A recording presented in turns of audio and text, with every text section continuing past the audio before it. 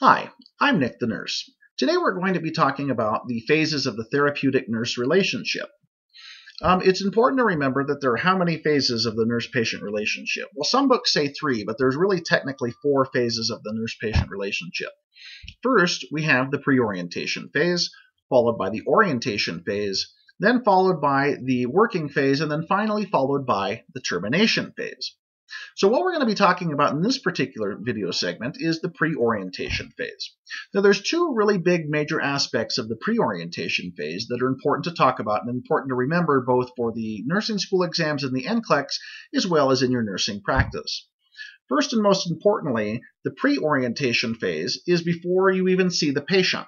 And for that reason, the big thing you need to watch out for is you need to know as much as you can about that particular patient before even going into their room for the next step, which is the orientation phase.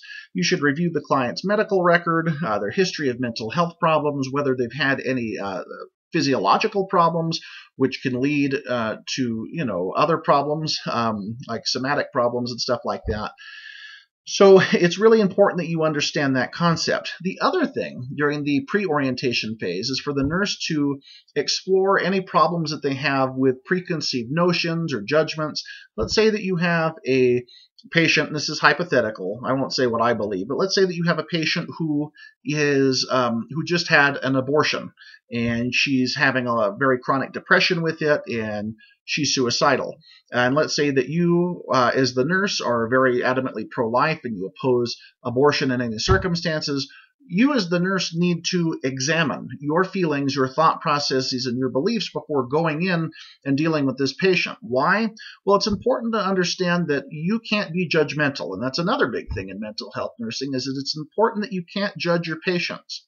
Okay, we have to have a non-judgmental attitude because that fosters a positive nurse-patient relationship, right?